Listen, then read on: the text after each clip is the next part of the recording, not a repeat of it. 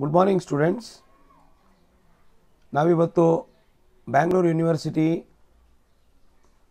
6 semester BCom ಮತ್ತು 6 semester BBA ಇದರ ಒಂದು ಸಬ್ಜೆಕ್ಟು BComಗೆ ಇನ್ಕಮ್ ಟ್ಯಾಕ್ಸ್ 2 ಅಂತ ಇದೆ, BBAಗೆ ಇನ್ಕಮ್ ಟ್ಯಾಕ್ಸ್ ಅಂತ ಇದೆ. ಈ ಸಬ್ಜೆಕ್ಟ್ನ ಡಿಸ್ಕಷನ್ ಮಾಡ್ತಾ ಇದ್ದೀವಿ.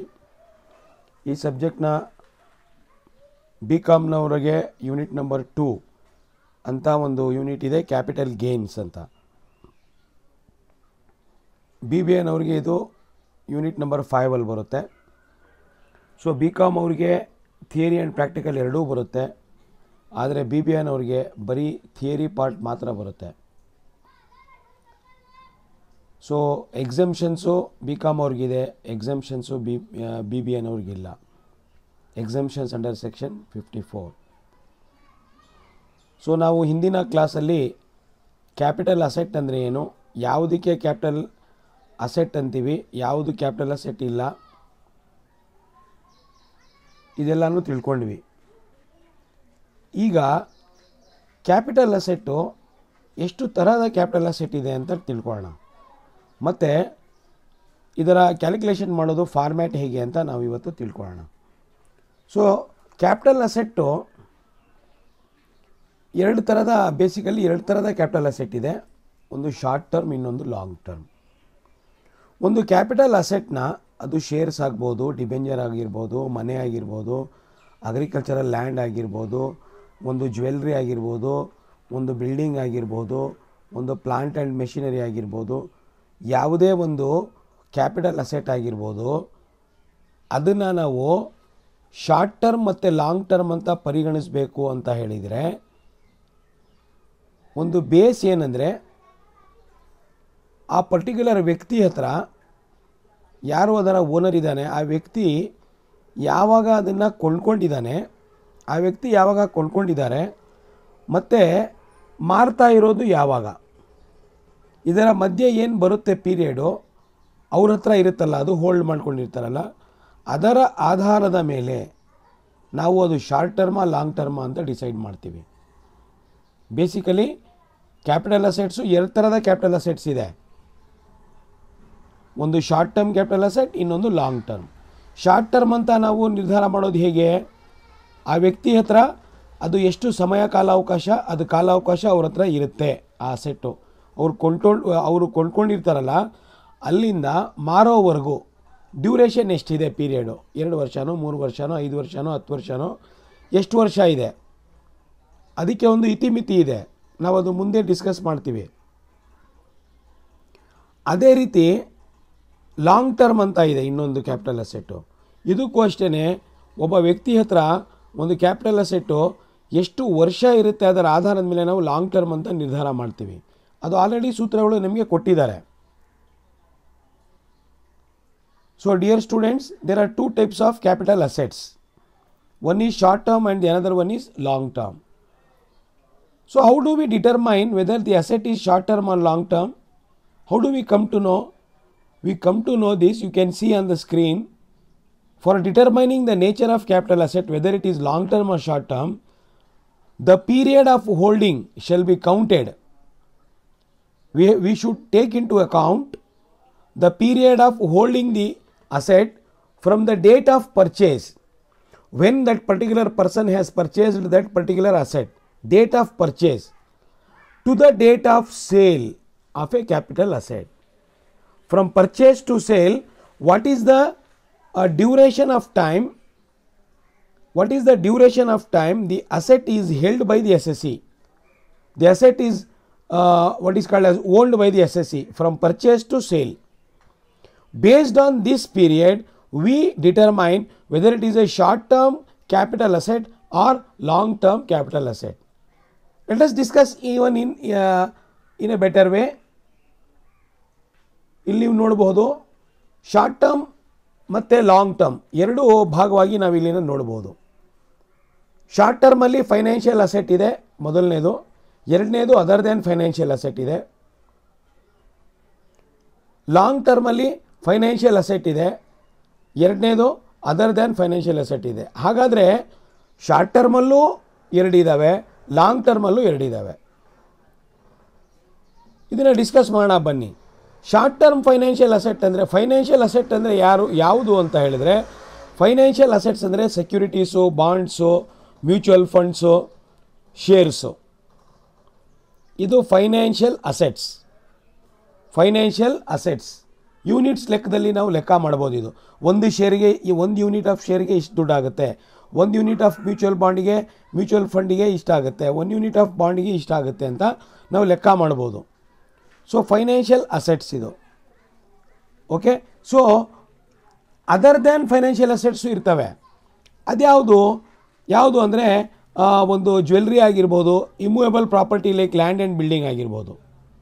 ಫೈನಾನ್ಷಿಯಲ್ ಅಸೆಟ್ ಅಂದರೆ securities, other than financial asset ಅಂದರೆ ಇಮೂವೇಬಲ್ಲು. ಜ್ಞಾಪಕ ಇಟ್ಕೊಳ್ಳಿ, ಇದರಲ್ಲೂ ಅದೇ ಅದರಲ್ಲೂ ಅದೇ ಡೆಫಿನೇಷನ್ ಅದರದ್ದು.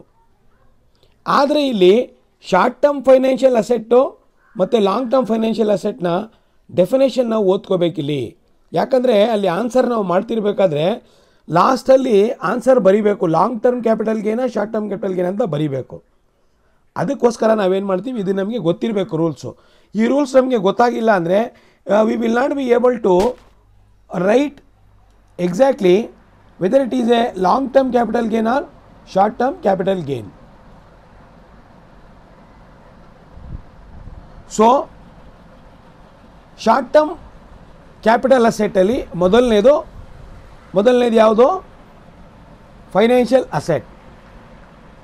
ಅಲ್ಲಿ ಆ ಶಾರ್ಟ್ ಟರ್ಮ್ ಅಂತ ನಾವು ಯಾವಾಗ ಕರಿತೀವಿ ಅಂದರೆ, if the asset is held for less than 12 months, 1 ವರ್ಷಕ್ಕಿಂತ ಕಡಿಮೆ ಅವಧಿ ಆ ಅಸೆಟ್ಟು ಒಬ್ಬ ವ್ಯಕ್ತಿ ಹತ್ರ ಇದ್ದರೆ, ಪರ್ಚೇಸ್ ಮಾಡಿ, ಈಗ ಜನವರಿಗೆ ಪರ್ಚೇಸ್ ಮಾಡಿದ್ದಾರೆ, ಅವ್ರು ಜನವರಿಗೆ ಪರ್ಚೇಸ್ ಮಾಡಿ ಸೆಪ್ಟೆಂಬರ್ಗೆ ಸೇಲ್ ಮಾಡಿದ್ದಾರೆ ಲೆಸ್ ದ್ಯಾನ್ 1 year, ಅಕ್ಟೋಬರ್ಗೆ ಸೇಲ್ ಮಾಡಿದ್ದಾರೆ ಲೆಸ್ ದ್ಯಾನ್ 1 year, ನವಂಬರ್ಗೆ ಸೇಲ್ ಮಾಡಿದ್ದಾರೆ ಲೆಸ್ ದ್ಯಾನ್ 1 year.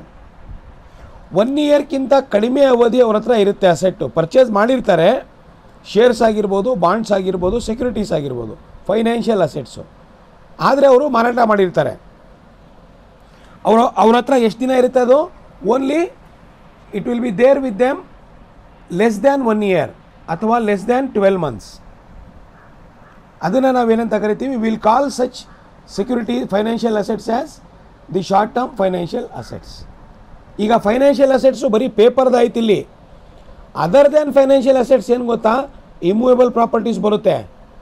ಅವರಿಗೆ ಶಾರ್ಟ್ ಟರ್ಮ್ ಅಂದರೆ ವ್ಯಾಖ್ಯಾನ ಏನಂದರೆ 3 years. ಇಲ್ಲಿ ಅದಕ್ಕೆ 1 year ಇದ್ದರೆ, ಶೇರ್ಸು ಡಿಬೆಂಜರ್ ಬಾಂಡ್ಸಿಗೆ 1 year ಅಂದರೆ, ಲೆಸ್ ದ್ಯಾನ್ 1 year ಅಂದರೆ ಶಾರ್ಟ್ ಟರ್ಮ್ದು ನಾವು ಡಿಸ್ಕಸ್ ಮಾಡ್ತಾ ಇರೋದು.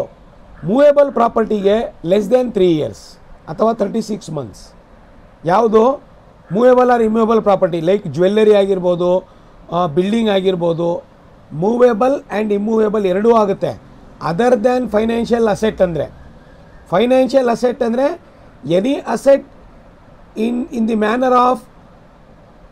Manner of shares, debentures, bonds, ಇದೆಲ್ಲ ಫೈನಾನ್ಷಿಯಲ್ ಅಸೆಟ್ ಅಂತ ಕರಿತೀವಿ.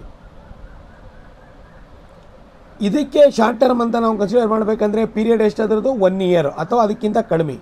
ಲೆಸ್ ದ್ಯಾನ್ 1 year ಅಂತಲೇ ಸ್ಪಷ್ಟವಾಗಿ ಹೇಳ್ತಾರಲ್ಲಿ, ಅಥವಾ 12 months. ಇದನ್ನು ಹೊರತುಪಡಿಸಿ ಅದರ್ ದ್ಯಾನ್ ಫೈನಾನ್ಷಿಯಲ್ ಅಸೆಟ್ಸ್ ಅಂದರೆ ಇಲ್ಲಿ ಬಿಲ್ಡಿಂಗ್, ಮೂವೇಬಲ್, ಇಮೂವೇಬಲ್ ಎರಡೂ ಬರುತ್ತೆ. ಮೂವೇಬಲ್ ಯಾವುದು? Jewellery example. Okay, vehicle movable, land immovable, building immovable. So movable ಆಯಿತು, ಇಮ್ಮೂವೇಬಲ್ಲು ಆಯಿತು. ಸೊ ಹಾಗಾದರೆ movable and immovable, movable and immovable ಎರಡೂ ಆಗುತ್ತೆ ಇದರಲ್ಲಿ. ಆದರೆ ಇದರ ವ್ಯಾಲಿಡಿಟಿ ಪೀರಿಯಡ್ ಎಷ್ಟು? ಶಾರ್ಟ್ ಟರ್ಮ್ ಅಂತ ಕರೆಸ್ಕೊಳ್ಳೋದಕ್ಕೆ ಅಂದರೆ ಪರ್ಚೇಸ್ ಡೇಟ್ ಕೊಟ್ಟಿರ್ತಾರೆ, ಸೇಲ್ ಡೇಟ್ ಕೊಟ್ಟಿರ್ತಾರೆ. ಅಲ್ಲೇ ನೋಡ್ಕೋಬೋದು ನಾವು ಪ್ರಾಬ್ಲಮಲ್ಲಿ. Date of purchase, date of sale. ಇಲ್ಲಿ ಮೇಲ್ಗಡೆ ನಾವು ಸೆಕ್ಯೂರಿಟೀಸ್ ನೋಡಿದಾಗ 1 ವರ್ಷಕ್ಕಿಂತ ಕಡಿಮೆ ಇದ್ದರೆ ಶಾರ್ಟ್ ಟರ್ಮು, 1 ವರ್ಷಕ್ಕಿಂತ ಜಾಸ್ತಿ ಇದ್ದರೆ ಲಾಂಗ್ ಟರ್ಮ್ ಅದು. ಇದು ಅಷ್ಟೇ, ಜ್ಯುವೆಲ್ರಿ ಆಗಿರಲಿ, ಲ್ಯಾಂಡ್ ಆಗಿರಲಿ, ಬಿಲ್ಡಿಂಗ್ ಆಗಿರಲಿ. If it is held with on SSC with less than 36 months or 3 years, it should be considered as short term capital asset. And you calculate according to the format given, and you will arrive at the answer, and at that time you have to mention whether it is short term or long term.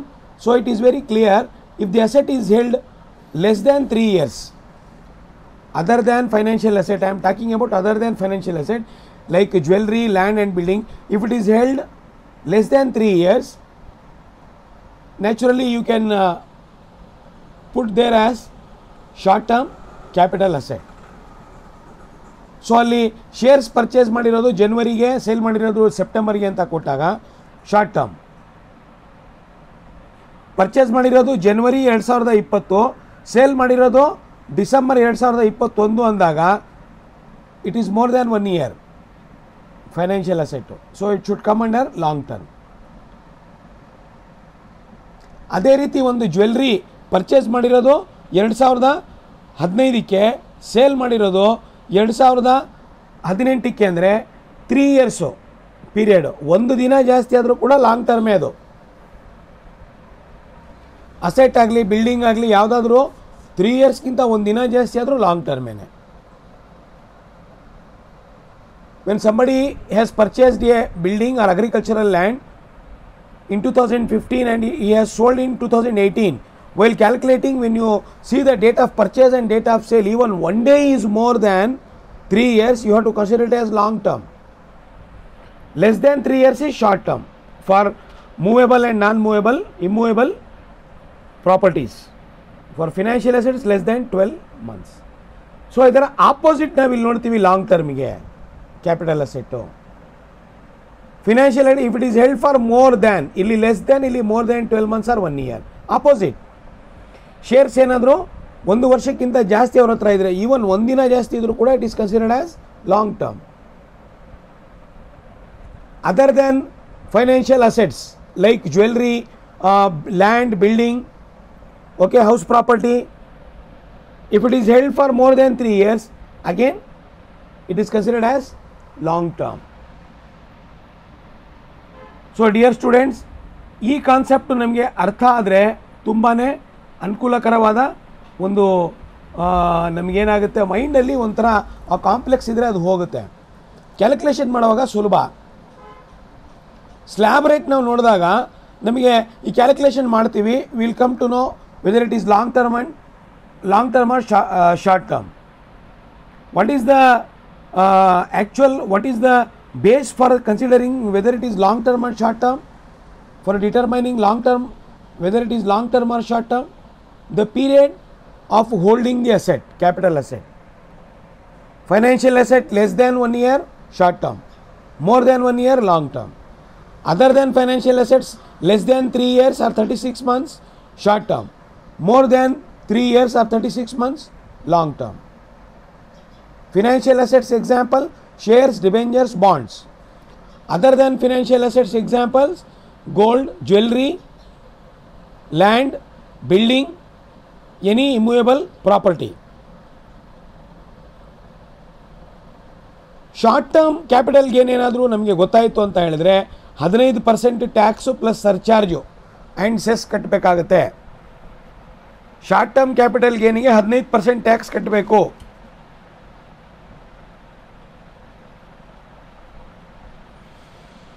ಅದೇ ಏನಾದರೂ long term capital gain ಅಂತ ಬಂದರೆ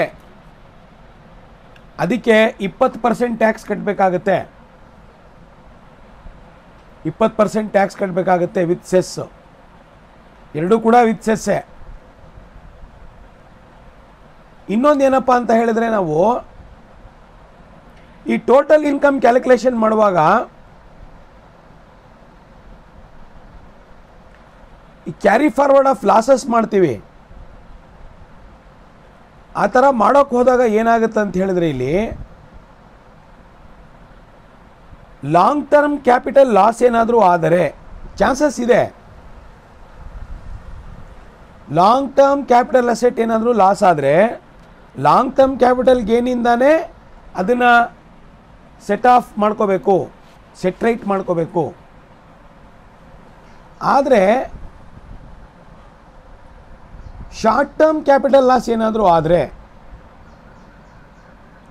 short term capital ಗೇನ್ನಿಂದನೂ ಮಾಡ್ಕೋಬೋದು, ಅಥವಾ long term ಗೇನಿಂದನೂ ಕೂಡ ಸೆಟ್ರೇಟ್ ಮಾಡ್ಕೋಬಹುದು, ಅದು option ಇದೆ. ಲಾಂಗ್ ಟರ್ಮ್ ಕ್ಯಾಪಿಟಲ್ ಲಾಸ್ ಆದಾಗ, when there is any loss in long term capital asset, set off and carry forward treatment is, it should be set off and carry forward, it should be set off only with the help of long term capital gain. It cannot be set off with short term capital gain over the years. If there is, meanwhile, if there is any short term capital loss, short term capital loss ಏನಾದರೂ ಆದರೆ set off and carry forward ನಾವು ಮಾಡೋಕ್ಕೆ ಹೋಗ್ತೀವಲ್ಲ, ಆವಾಗ it can be set off and carry forwarded either with the help of short term capital gain or long term capital gain. Both options are there for short term, but for long term there are no options. It should be set off or carry forwarded only with long term capital gain. So long term capital loss ಏನಾದರೂ ಆದರೆ long ಟರ್ಮಿಂದಾನೇ ಗೇನಿಂದಾನೇ ಅದನ್ನು ಸರಿ ಮಾಡ್ಕೋಬೇಕಾಗತ್ತೆ. Short term ಏನಾದರೂ loss ಆದಾಗ short term ಗೇನಿಂದನಾದರೂ ಅವರು ಸರಿ ಮಾಡ್ಕೋಬೋದು, ಬ್ಯಾಲೆನ್ಸ್ ಮಾಡ್ಕೋಬೋದು, ಇಲ್ಲಾಂದರೆ ಲಾಂಗ್ ಟರ್ಮಿಂದ ತೊಗೊಂಡು ಬ್ಯಾಲೆನ್ಸ್ ಮಾಡ್ಕೋಬೋದು. ಹೆಂಗೆ ಬ್ಯಾಲೆನ್ಸ್ ಮಾಡೋದು? ಬರೀ ಅಲ್ಲಿ ಬರೆಯೋದು ಅಷ್ಟೇ, ಟ್ರಾನ್ಸ್ಫರ್ಡ್. ಅಲ್ಲಿ ಶಾರ್ಟ್ ಟರ್ಮ್ ಕ್ಯಾಪಿಟಲ್ ಲಾಸ್ ಇಷ್ಟಾಗಿದೆ ಅಂದರೆ transfer from long term capital gain ಅಥವಾ transfer from short term capital gain ಅಂತ ಹಾಕ್ಕೊಂಡು ಆ ವ್ಯಾಲ್ಯೂನ ಸರಿ ಮಾಡ್ಕೋಬೋದು. That option is not there for long term capital loss. At the same time short term capital ಗೇನ್ಗೆ 15% ಪ್ಲಸ್ ಸೆಸ್ ಕಟ್ಟಬೇಕು, long ಟರ್ಮ್ಗೆ 20% ಪ್ಲಸ್ ಸೆಸ್ ಕಟ್ಟಬೇಕು. ಸೊ ಇದು ಇಂಪಾರ್ಟೆಂಟು ಅಂಶಗಳು ನಾವಿವತ್ತು ಡಿಸ್ಕಸ್ ಮಾಡಿದ್ದು. Today we discussed about types of capital assets and how we determine capital assets, what are the types, and what are the types of financial asset other than financial assets, period fixed for financial assets to determine short term or long term, period fixed for the other than financial and other than financial assets for determining whether it is long term or short term capital asset. So we came to know today about the percentage of tax applicable, the clubbing of incomes, set off and carry forward of treatment of short term and long term capital assets at the time of set off and carry forward of losses. I hope that you have understood this concept. In the next class we will be discussing on the format for computation of short term capital gain, format for computation of long term capital gain, format for computation of depreciable assets. After that we are going to know the format for computation of taxable capital gain for self generated assets, then the treatment of bonus shares and others, and the various terminologies used. So we will be discussing all these things in the next class. So dear students, whatever the notes is supplied to you, see to it that you take down all those notes, go through the videos, try to collect more and more information from other sources also relating to the same topic, and try to gain more knowledge. There are so many online and offline sources available. You can try to collect the sources You can try to collect the study material and gain more knowledge, inform your friends also. So stay home, stay safe. Thank you very much for watching this video. We will meet in the next class for the next session. So till then, take care.